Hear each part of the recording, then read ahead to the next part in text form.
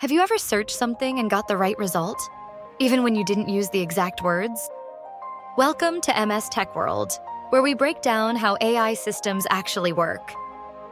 Last time we saw how BM25 ranks results using keywords, but that approach has a limitation.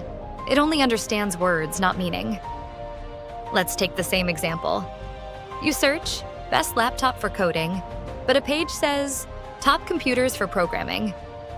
Now, BM25 might not rank this very high because the words don't exactly match. But embeddings change this.